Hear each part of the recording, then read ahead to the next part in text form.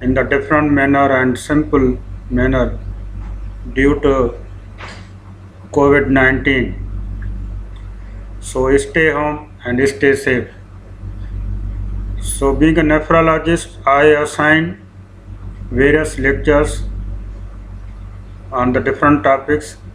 So today my is the first lecture that is very important. There is a basic interpretation of the urine analysis, urine DR, and approach to the patients with a hematuria and proteinuria.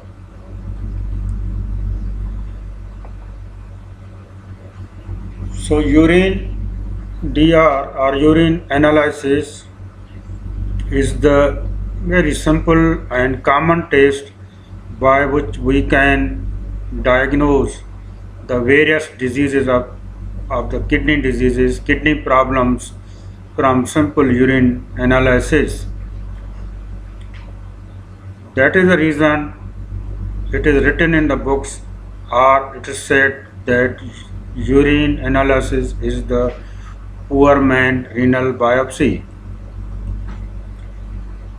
So urine, what is urine? Basically it is an ultrafiltrate of plasma from which glucose, amino acids, water and other substances that are essential for the body metabolize and reabsorb.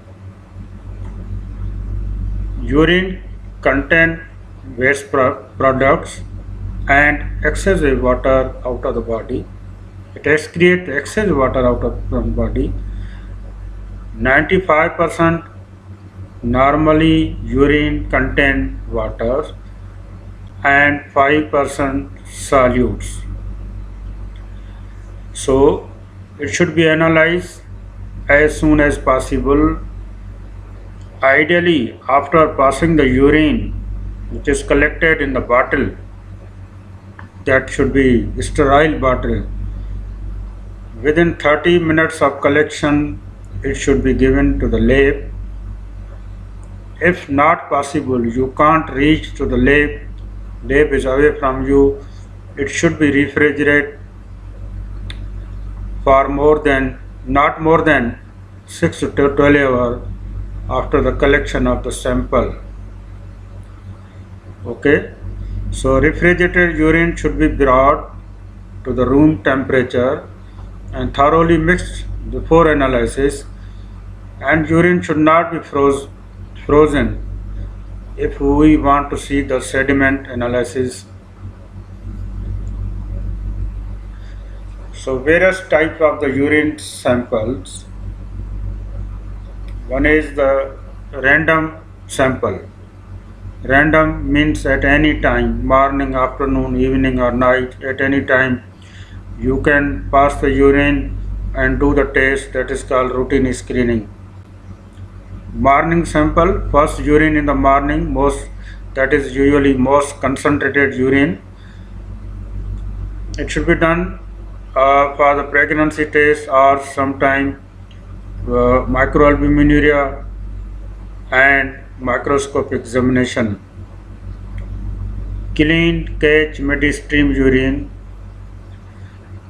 In this sample, we should discard first few ml of the urine and then collect the rest of the urine, and it should be sent for the urine culture and sensitivity. 24-hour urine collection is done to see the qualitative and quantitative analysis of the different substances in the urine. The method of this sample, how to collect the 24-hour urine. In the morning, first discard the urine sample. After that, you have to collect whole day, whole night, and on the second day early first sample. Then it should be sent to the lab. Postprandial, 2 hours after meal, that is done to see the glycosuria. In case of the diabetes. Suprapubic aspiration, it is usually sterile urine. So urine analysis is divided into the physical examination, biochemical examination, microscopic examination. And physically, we have to see the volume, color, odor, reaction, pH, specific gravity. In biochemical examination, we have to see the proteinuria, glucosuria, ketone bodies, bile salt, bile pigment, or hematuria. In the microscopic examination, we have to check the RBC, WBC means cells, crystals, cast. Where there are various casts in the other slides. I want to teach you in the detail the microorganism, parasites, and the contamination. So now volume of the urine. Normally, normal person should be pass the urine between 800 to 2.5 liter or 2500 ml per day. There are some terminology which is important in certain disease. One is anuria. Anuria, when patient pass urine less than 100 ml per day.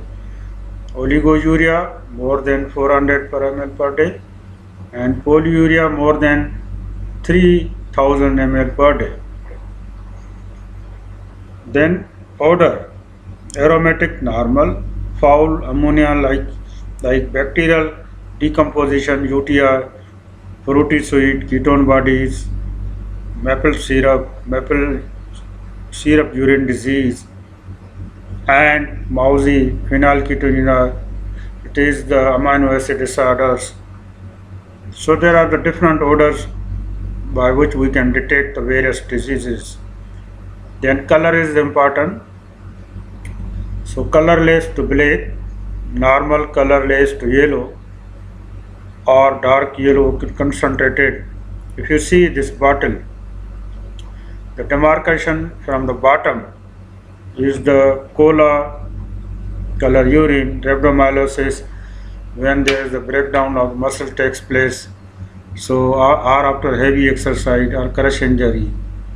Then blue green contrast medium, after contrast medium or certain drugs it can occur, or familial hypercalcemia. Red blood cells, infection, stone in which red color urine occur, and brown in case of bilirubin, brown pigments can occur.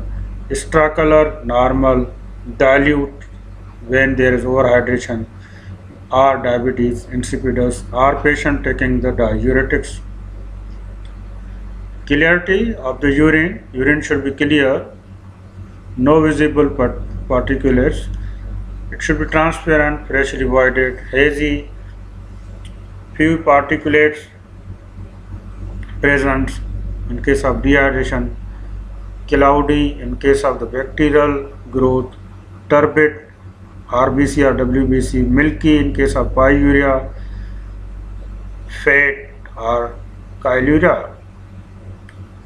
So on the left side there is the milky urine tube, turbid, cloudy, hazy, and clear. Specific gravity is important due to underhydration or overhydration. We should know what is specific gravity. It is defined as a density of solution compared to the density of similar volume of distilled water as a similar temperature. Normally it ranges from 1.005 to 1.030, depending on the patient's amount of hydration, either patient dehydrated or euvolemic or volume overload. Isosthenic urine, in which specific gravity is fixed 1.010 in case of renal failure. Hypoastenuria, it should be less than 1.010. in case of dilute urine, and hyperestuaria when there is concentrated urine, it should be more than 1.010. These are the various tools by which we can assess the specific gravity of the urine. After that, reaction or pH is very important because it shows the acid-base disorder of the either metabolic or respiratory. Normal pH optimal is 7.5 range. So if pH is below 6, it is very acidic. So patient should modify the dietary habits like protein diets. And pH, if it is alkaline, because pH is important, because in case of acidic pH, certain stones are formed like uric acid, cysteine, or xanthine. But in case alkaline pH, calcium oxalate, calcium phosphate, triple phosphate stones may form. Now the term proteinuria means presence of protein in the urine, that is called proteinuria. The method by which we can assess is the qualitative test and quantitative test. In case of qualitative test, we should use a reagent test strip. Quantitative test depend on volume and time of the urine. Protein concentration in the urine may vary with time and volume, and spot urinary protein and creatinine ratio should be done to see how much protein is losses. If you see the graph on the left side, the grade, turbidity and the range of the proteinuria, negative, less than 6, trace between 6 to 30, plus 1, 30 to 100, plus 2, 100 to 200. So as the degree increases, the proteinuria increases. After proteinuria, then another substance which can appear in the urine, that is called glucose, glycosuria. A kidney has got renal threshold for glucose approximately 160 to 180 milligram per deciliter. When the glucose level increase from this above 180, above this threshold, then it can appear in the urine. So significant clinical significance of this, there are various diseases, tubular diseases or Fanconi syndrome or reabsorption defect or hyperglycemia in which glucose appears in the urine. On the left side, there are various strips but which we can assess the degree of the glucose in the urine. After that, ketonuria. Ketone blood levels are normally very low, 2 to 4 milligram per deciliter. Presence of ketone in the urine. There are different types of the ketones. Beta hydroxybutyric acid 78% and 20% acetoacetic acid, 2% acetone. The clinical significance of the ketonuria is ketone bodies can present in case of dehydration, severe dehydration, or in case of diabetic ketoacidosis or hyperosmolar non-ketotic diabetic coma. Then blood in urine, that is called hematuria, presence of the blood in the urine. Presence of more than 5 RBC per high power field, urine appear cloudy or red. There are two types of hematuria, one is microscopic, other is macroscopic. Microscopic, that is not visible in the urine, we can see by microscopy, but macroscopic or naked or gross hematuria, it is visible as the urine turns red. Hemoglobinuria, presence of blood pigment in the urine without RBC, and myoglobinuria, presence of the myoglobin in the urine due to crush injuries, road traffic accidents in case of rhabdomyolysis. Bilirubin and urobilinogen, these are also pigments or which are present in the certain liver diseases or bile duct obstruction, liver damage or hemolytic disease. In case of bile duct obstruction, urine bilirubin triple positive and urine urobilinogen normal, but in case of liver damage, it may or may not be present urine bilirubin, but urobilinogen should be present. Hemolytic disease, again urobilinogen should be present. Now, sometime if you read the report of the urine DR, there is written some nitrite or urine leukocyte estrase. So nitrite, basically it is, nitrites are the byproducts of the nitrogen waste. The bacteria responsible for infection feed on this waste, breaking it down into nitrate which can appear in the urine. Nitrite test detect the product of nitrate reductase, basically it is enzyme which is produced by many bacterial species in case of UTI. And positive result on the nitrite is highly specific for UTI. If nitrite is present in the urine DR report, so must think that this patient is suffering from the UTI, urinary tract infection. Urine leukocyte estrase is enzyme released when WBC undergo lysis destruction. So in case of pyuria or UTI, this urine leukocyte estrase positive. So if you read the urine analysis report, nitrite and urine leukocyte estrase is positive, you must do urine culture and sensitivity because this patient is suffering from UTI. After that microscopic analysis of the urine, we have to see the cells, different type of the cells, RBC, WBC, epithelial cast, bacteria, yeast, crystals, various types of crystals, uric acid crystals, cholesterol crystals, due to drugs, calcium oxalate crystals, cast, basically these are the precipitation of the proteins, these are the cylindrical like shaped bodies, and there are different type of the cast.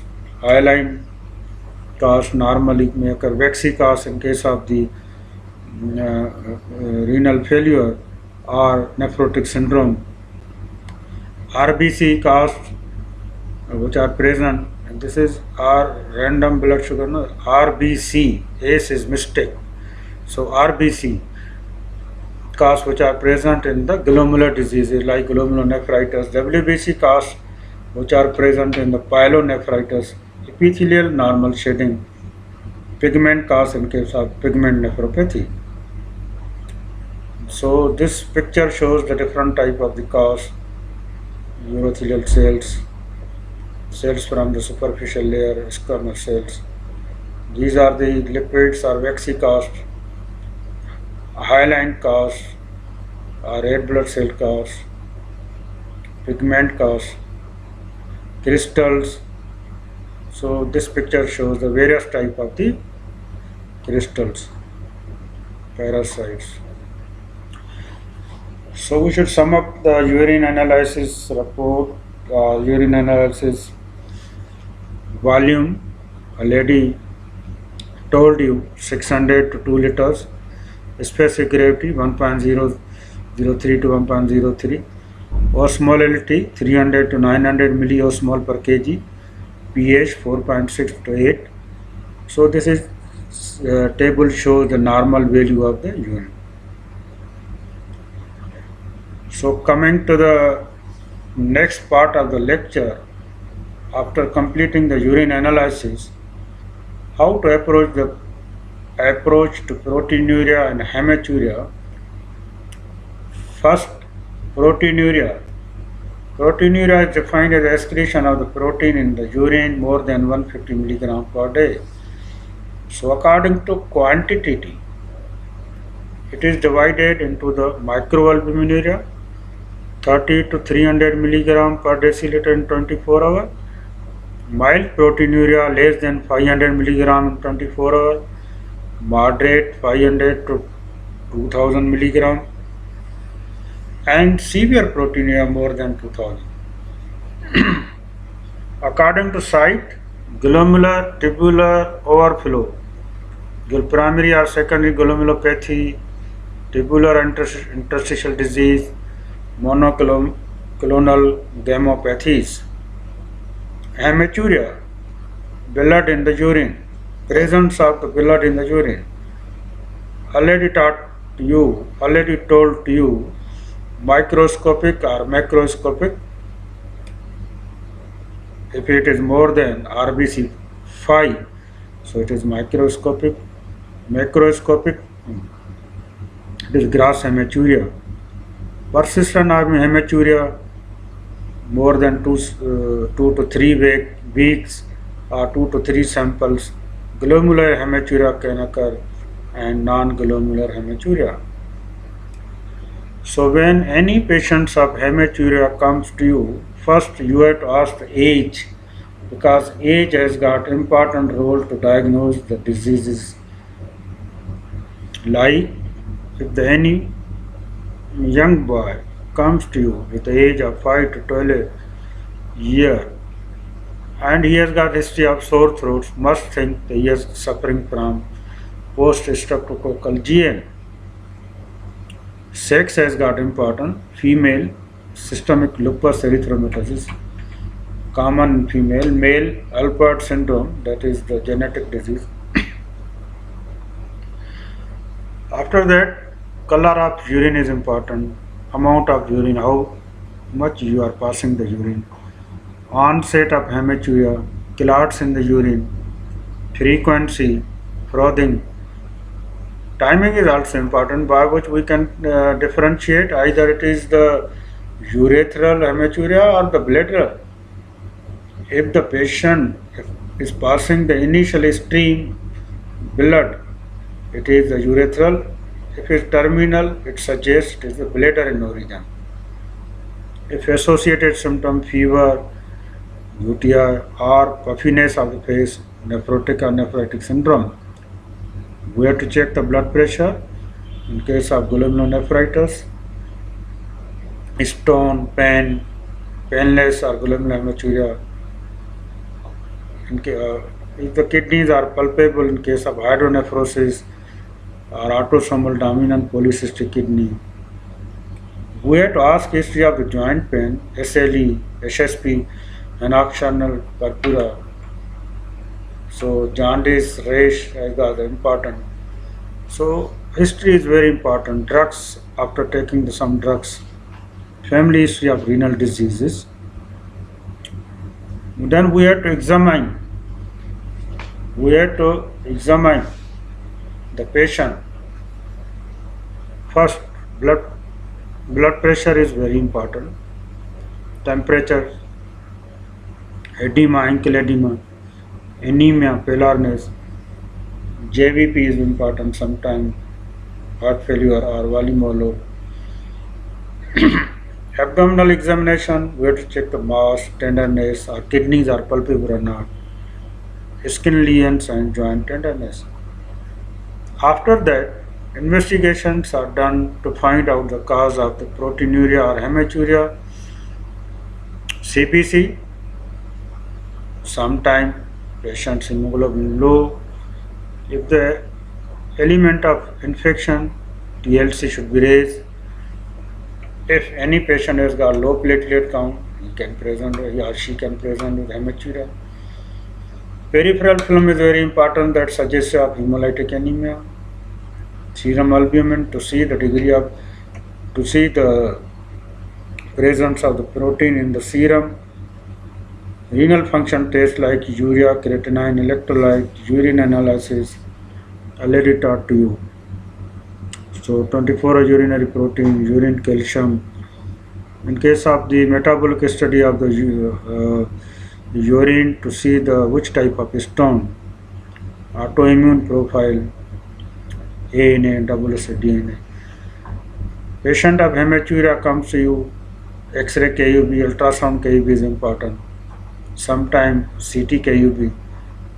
If there is cause of hematuria is renal in origin, glomerular cause, nephrotic syndrome, so renal biopsy should be done. The patient is suffering from multiple myeloma, serum protein electrophoresis should be done. HbA1c, diabetic, and eye examination, fundus examination is very important, because diabetic nephropathy and retinopathy has got association. Complement level, C3 and C4 level is important. Hypocomplementemia may occur in case of GN. So this table shows the common causes of the proteinuria that has been already discussed to you. So I do not want to repeat this slide, already discussed to you. And these are the common causes of hematuria, already told to you. Glomerular disease and congenital hereditary diseases, primary glomerulonephritis like FSGS, IgA nephropathy, MPGN, post-infectious, secondary glomerulonephritis, SUS, SLE, vasculitis, renal causes. So there are so many causes, surgical causes of hematuria like BPH, bladder cancer, cystitis, stones. So after that, management is very important. Management depend upon the cause of the proteinuria or hematuria. First of all, counseling is very important. We should counsel to the patient and his or her family regarding the course of the disease, and manage according to cause, support treatment. If the patient is suffering from blood pressure, antihypertensive treatment should be given, especially ACE inhibitors, salt restriction, fluid restrictions. UTI, antibiotics should be given according to culture and sensitivity. Antiproteinuric drugs like ACE inhibitors and ARBs, correction of electrolytes. If the patient is suffering from stone, we should ask plenty of water. He or she should take at least 2.5 to 3 liter water in 24 hours. And treatment of the systemic disease. The patient is suffering from the GN, glomerulonephritis, nephrotic syndrome, or systemic vasculitis. Treat according to cause, do the renal biopsy. After that, certain immunosuppressive drugs should be given like corticosteroids, azathioprine, and this cyclosporin, cyclophosphamide. So various immunosuppressive drugs are given according to the cause of the disease. If the patient, unfortunately, he or she develop ESRD and is a renal disease, then there is no option except dialysis or renal transplantation. If the patient comes to you with severe flank pain and hematuria, so must think he or she is suffering from the renal vein thrombosis, first do the Doppler, diagnosed, and anticoagulant therapy should be given. Sometimes surgical intervention, thrombectomy should be done. Surgical cause should be corrected. If the patient has got a stone or other obstruction, it should be treated. So I hope you must learn this simple lecture. So thank you very much. If any question, you are most welcome. I am with the Department of Nephrology, JPMC. You can come there and discuss with me. Thank you very much.